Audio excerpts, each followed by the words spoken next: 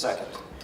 And so that's the battle I'm fighting. I think we actually have all the technology we need on the shelf right now to do things so profoundly differently that we could change this story. But I agree with your first point, which is that it's totally inappropriate to tell the part of the world that's living with zero electricity that we just have to freeze our carbon output, and you're caught in that, right? After, like, hey, we did all our developing and y'all are stuck. That's not going to work. India obviously is fighting that. Africa's fighting that. Of course. So there's a justice issue here that's really important. But without that sense that we're in this together, without that sense that you know, like what the Swiss cantons did, without that sense of saying, here's what we're doing and why, I don't think we get there. Because I'm not going to sacrifice if I don't know why. Like if right now, if my government said, we think in order to control the use of oil in this country, we're going to triple the cost of gasoline, I would be against that, even though nominally I should be for that, because I don't have the faith that my government would harvest that money and do good things with it. I think they do awful things with it. Maybe fight other wars, stuff I wouldn't agree with, right? So without that basic sense that I'm sharing in the vision of the story, I'll resist it. So to me the question is, yes, let's have the technology and let's hope for all the developments. I can't wait for better battery technology, but what do we need to do to begin saying we're in this together? And we have to start doing things differently, and what's the vision? Because again, with the vision, I have great faith in people. Without the vision, we'll just keep doing what we did. So there's only 3 questions I think we have to ask ourselves at this point in history, which is, what should we stop doing? What new things should we start doing? And what do we keep doing? Right? Without that fundamental assessment, there's some things we should stop doing right away. Bill would say, hey, let's stop moving ourselves individually in 2,000-pound creations. Everybody in here has got things that we should stop doing. I think we should stop building buildings that aren't insulated properly and don't take advantage of basic design principles that have been known for decades, right? So that's the real, you know, that's all I can add to this conversation. I don't know the details like you people, but I do understand that unless we get the story right, this doesn't go anywhere. And so that's just my invitation. I don't have any answer for it, but that's where we are. We're at that trim tab moment of saying we have to be the people who are going to put that new story into play, knowing that that story is going to outlive us. But it's that time. Humans, as a species, have hit the limits. We've scraped the oceans. There are no new aquifers. Ice caps that are supplying drinking water for billions are disappearing. So it's either grow up or go home, I think, right? That is a good idea. And so, what is a stop doing list? We should put together a stop doing list, and then, just like we need to codify that no building should be built unless it is energy neutral. There's plenty of, if you look at the watt hours that hit a typical building, there's enough watt hours hitting that building each day on average to manage the heating and cooling of those buildings. So how do we codify that? What is our stop doing list? So if you can think of things along those lines. Yes, sir. How you doing? Hey, good to see you. Hey, Shimon Morton here. I think one of the challenges we have around buildings is, I'm a little weird. I'm an engineer who always been an environmentalist, but I'm not a business guy as well, is that our financial structures do not incentivize holding the building. So if you construct a building and your plan is to sell that building within 3 years, you're not going to do those type of investments because you're looking at returns in 3 years where some of the incentives would mature at 5, 7. And we're really running into an issue of value/financial aspect because their values are economic. They're making value decisions which are reflected in pricing. And we're not sending them a good price signal. I know price seems very simplistic, but we do it all the time. We make value decisions when you walk into the store and you go to make a purchase. And something can be more environmentally friendly, but it can be cost prohibitive for you, even if it's something as small as soap. We're running into that stuff on construction, and when you see construction and development persons, they're saying, oh, this sounds great, but I'm not willing to lose, 2-3% net profit because I'm not going to hold this to year 5. I'm going to hold this in year 3. My incentives are coming in this for cash flow. I think that we are going to have to articulate this both in a marketing sense, and an engineering sense, and heavily in an economic sense, if not, we're going to keep losing the argument to people making short-term rationalizations on pocketbook decisions. There's a really good study done by Milken Institute on the actual true burden cost of a gallon of gas. And they put it at about $14 a gallon if you put in all the military expenditures that go into defending foreign oil and fighting foreign oil wars. If we actually capitalize the true cost instead of socializing those costs, if we socialize the, all right, so if we socialize the cost of pollution into harm to future generations instead of capitalizing those costs, if we force government to capitalize all those costs and make industries pay for them and charge their customers, we'd get better price signals. So if we were spending $14 a gallon for gas, we wouldn't do stupid things.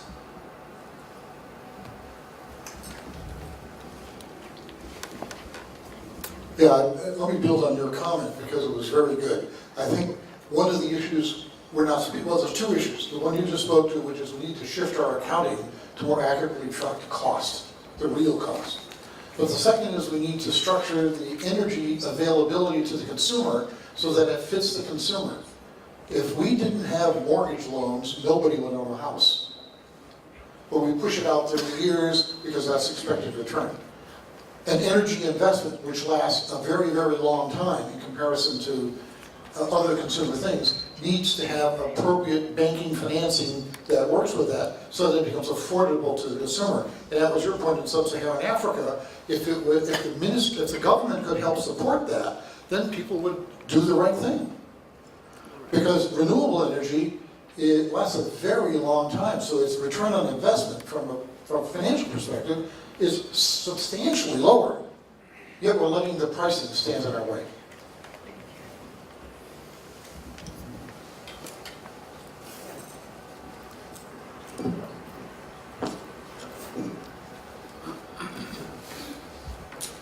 When we're looking at total costs also, if a country does not have oil, does not have gas, and has to import the oil and the gas to get gas generation of electricity, or to use diesel or bunker or fuel oil, you have that macroeconomic cost of the importing the hydrocarbons, the hydrocarbons.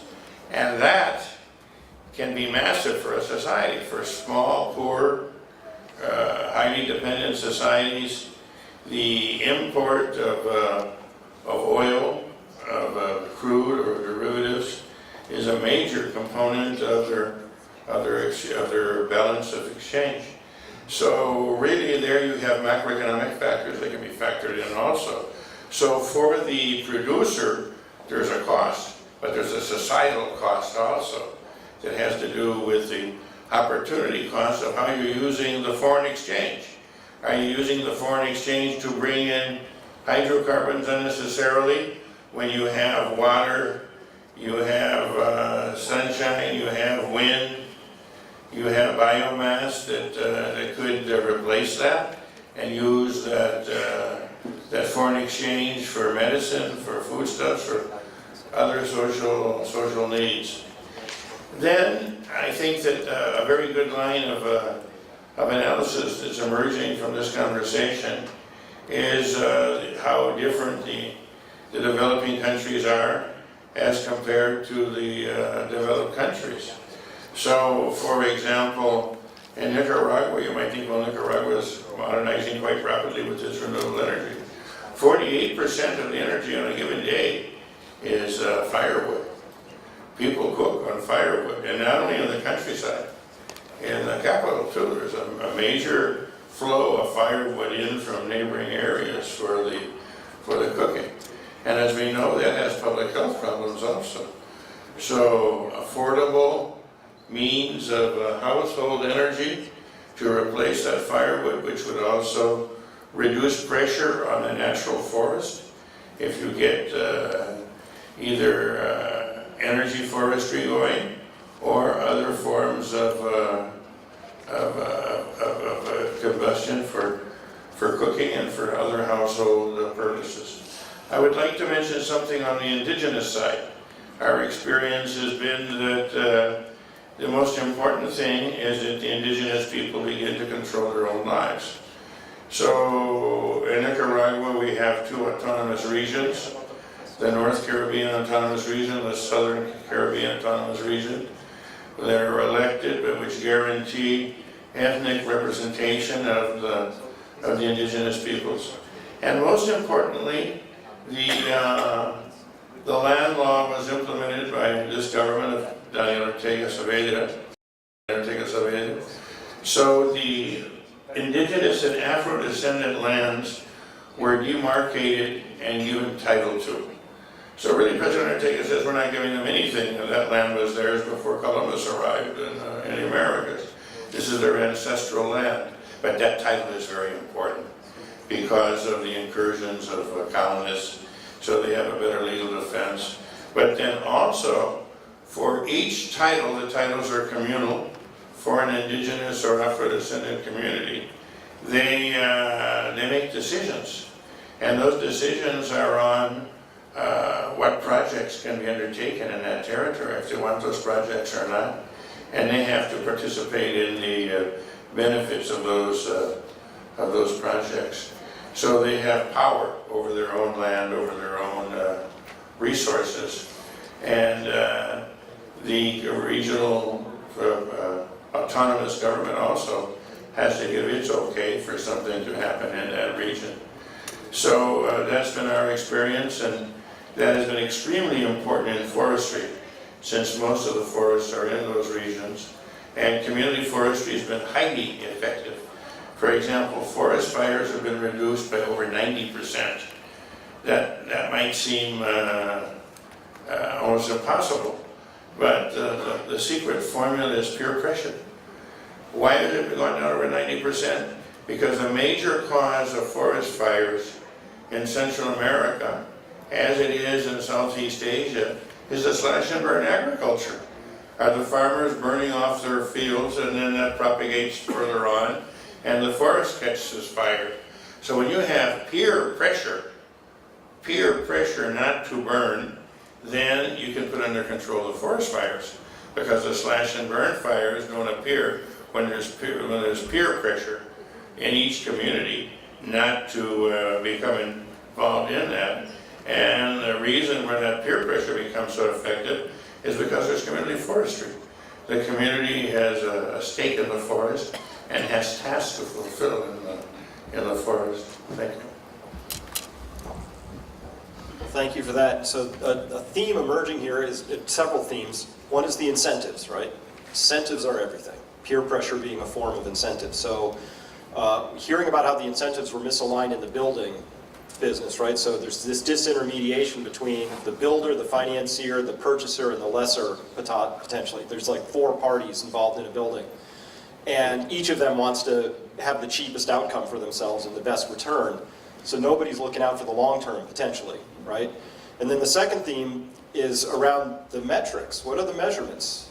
You know, as somebody who was in strategy and business for a long time, you get what you measure. So what are the right measures, right? What if in a perfectly egalitarian world, we'd say everybody gets a booklet with 50 megawatt hours in it, and you can use them however you want, right? So I'll sell mine to Paul Allen so he can have a yacht, you know, or whatever. But we don't have those measures yet in place for understanding, really, to drive our behaviors yet. Around building codes, how much energy we're using, what would be a realistic goal to target for, how we'd get there, all of that. But again, without the vision, I don't know that it makes sense to even try. One thing on vision, and this goes back to this book on why nations fail. Okay, so think of liberty as society's tolerance for disruptive minorities. And there is no minority as tiny and disruptive as inventors.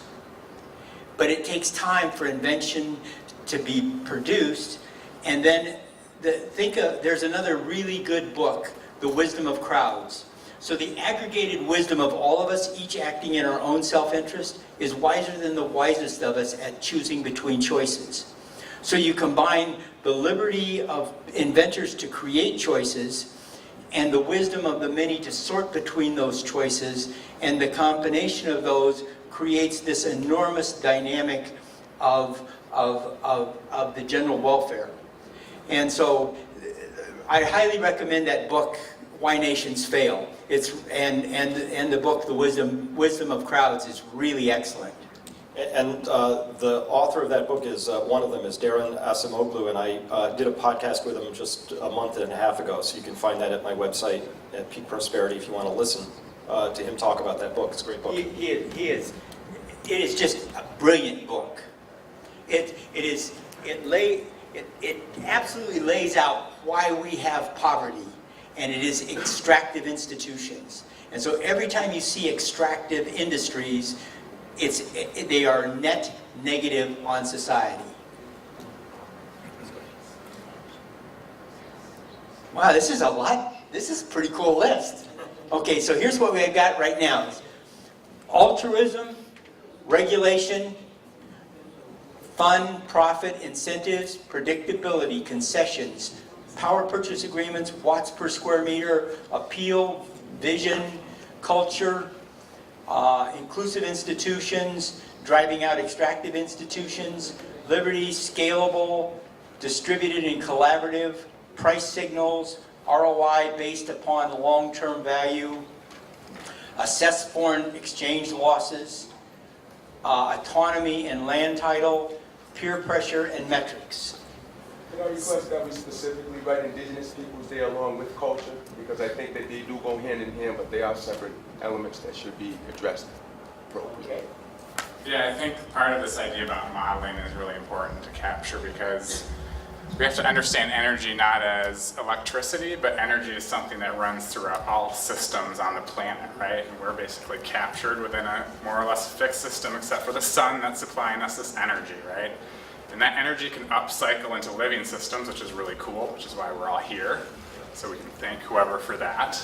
But we're also pulling from various resources in the planet that have been buried there deep. So we're putting energy back into the atmosphere. And some of these things are creating a shift in the baseline, right? Which is what climate change is. Shift in the baseline, because we drew energy up that was planted deep in the planet, and now it's affecting us all. And so when we look at an indigenous community, or even places in Africa, sub-Saharan Africa, we have the opportunity to give them a technology that leapfrogs some of the pitfalls that we've run into in our societies, which is really important that we think about it that way.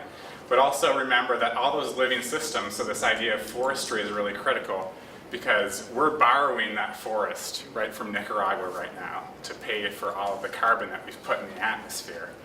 And so if we think about it that way as well, all that energy that's in the atmosphere that's creating climate change is also forcing our infrastructure to be more burdened, which is going to require us to build the new infrastructure. So all of this has to be kind of modeled as systems thinking in terms of thermodynamics, right? Not in terms of oil and gas and sunlight, but rather how these things can move throughout various systems, both living and mineral, atmospheric and geologic conditions. That's going to help us understand who kind of is responsible for what, right? Because we can all understand what might be impacting one or another on the day-to-day. It's raining, it's not raining, but in what way was that created in terms of the holistic idea of energy within our system in the planet? I'd like to add to that just lifestyle changes from personal point of view. I think that just has to be the grounding part of these changes that we need to do. When we look at our transportation systems, we think that about 25% of the solution is these automated physical internet transportation systems, and 75% are bicycles and the way we live. We have got to drive the way we behave is much, much more critical than technology. There is a video I'd like to show you when we're done with this thing. It is a modeling system, and it is a really brilliant modeling system that the speaker was going to be here to present this, but then his wife's having a baby and they decided that he needs to be there.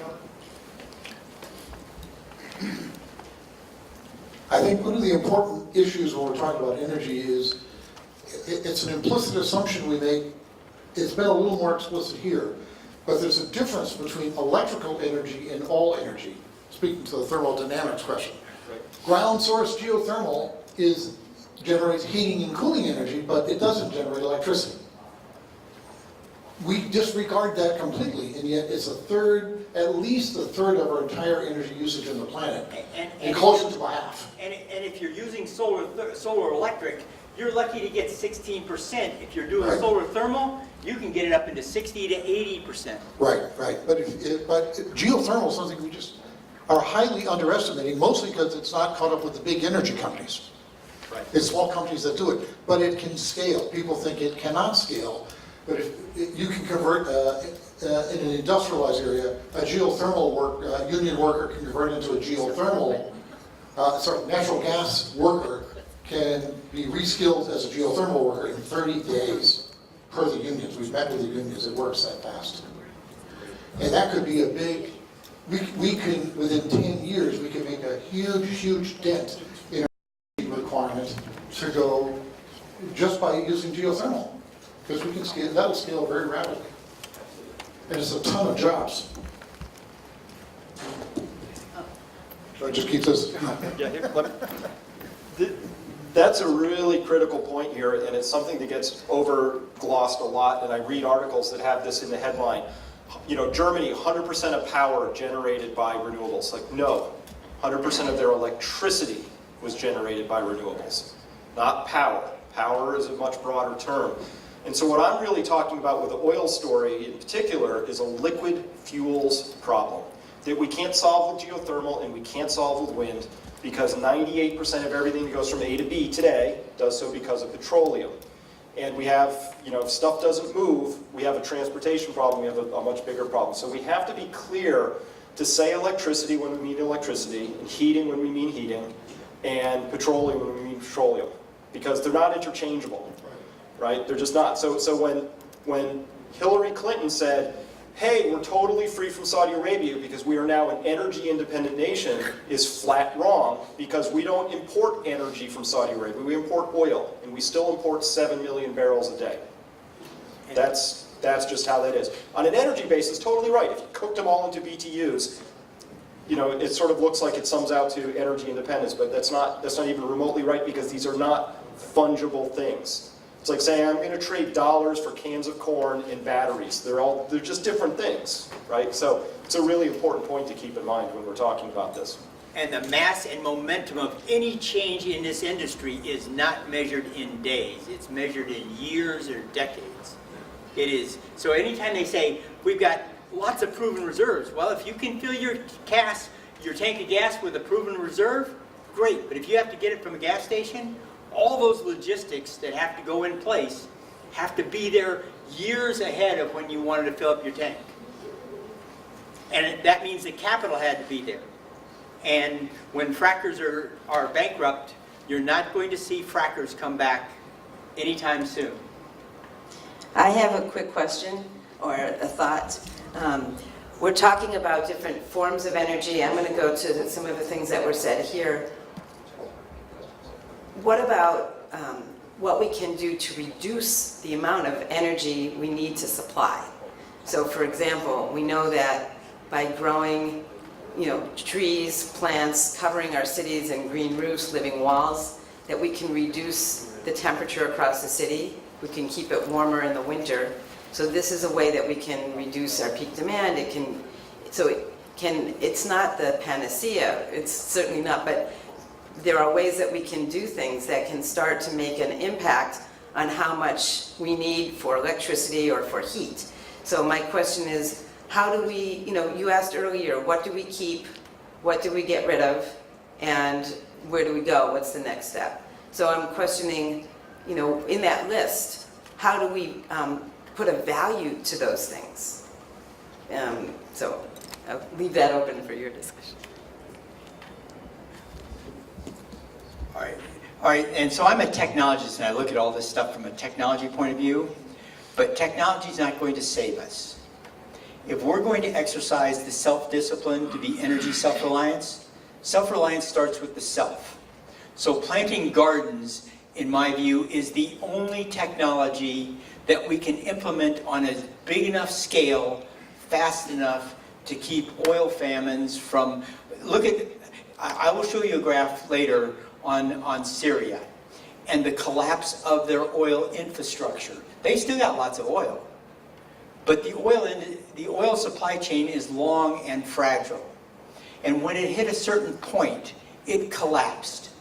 And the mass migration you're seeing out of Syria happened after the energy collapse in 2011. All right, so the monolithic dependence on a strain of potatoes in Ireland in the 1840s created a mass migration. The collapse of energy in Syria, mass migration.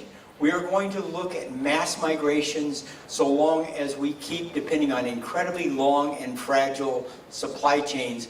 The only thing that we can deploy fast enough is gardens, strangely enough.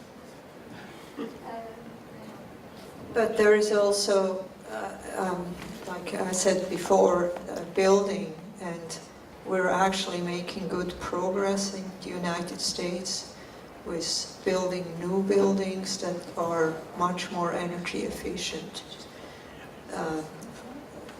But of course, all the mega industry products such as food that is transported hundreds of miles and or consumer products, that's all not very helpful in terms of reducing energy, not to speak of the reduced nutritional content of agro-food. Anyhow. Go ahead. Actually, we're gonna. Go ahead, you respond, please go ahead. Yeah, I just want to clarify like some points. My name is Roshel Baji. I'm a diplomat from the Syrian mission, and I know it's more an energy discussion we are having here, but as you've mentioned, the infrastructure and the problem of energy we are having now, and it's one of our series of problems caused to our economy because of the crisis going on for 5 years. But there's one or 2 points without going into politics. It's more about how this crisis is affecting the people of Syria, the day-to-day life. We are having energy problems, though we've been facing this energy or sustainability problem before the crisis begins, because even as an oil and gas producing country, we don't have this huge production of oil and gas. We hardly have efficient energy to get our supplies for electricity and everything else. Now with the whole infrastructure problem, and most of the areas which we have ISIS in is the areas which produce oil and gas. So we have this thing, but when we go to migration, there's another huge problem causing these people to go trying to find better opportunities. And one of these are the economy problem, which we are facing in the country.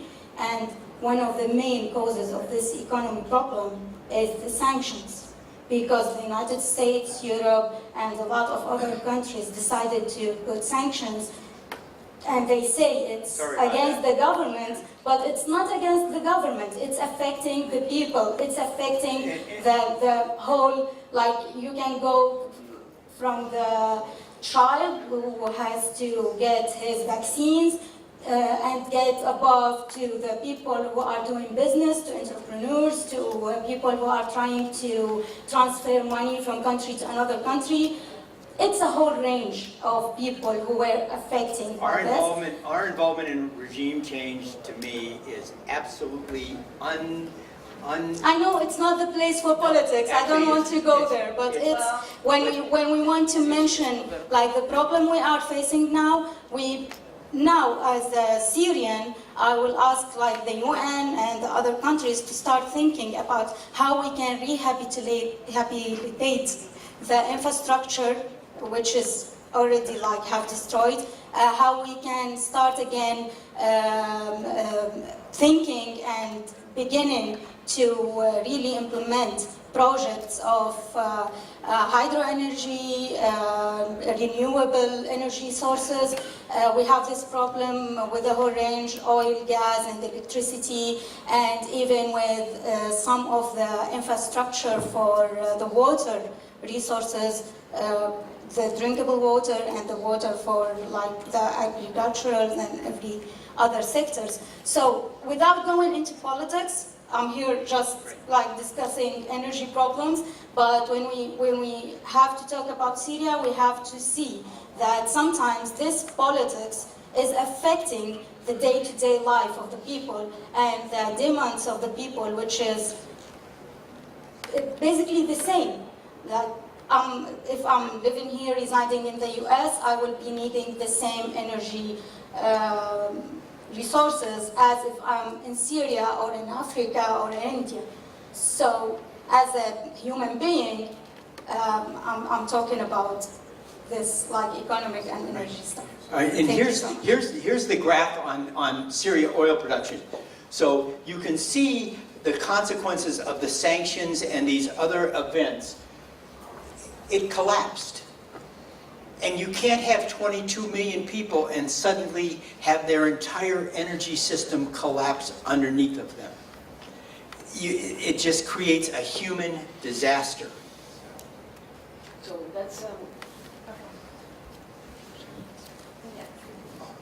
This has been a very exciting conversation that we've begun, and we hope that you're going to be excited with the kinds of topics that we're going to continue this afternoon. But in the meantime, Dolly has an announcement to make for you. Hello everyone, my name is Dolly Alagua. I'm the Director of Government Affairs here at World Energy Forum. And I'm not going to go into a speech or anything. I'm basically announcing lunch, which I'm pretty sure everyone's pretty excited. So we're going to be having lunch downstairs at the Ambassador Grill. So if you want to just, I mean, you can leave your things here, but I'll suggest maybe you take your valuables and just go downstairs, and we have a 3-course meal waiting for everyone. So, and lunch will be till around 2 o'clock? No, 1:30. Sorry, 1:30, and then we can head back here for the afternoon session. Thank you. You have a question?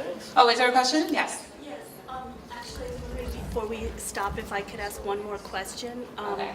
You don't mind, right? Yeah. One more. One quick question.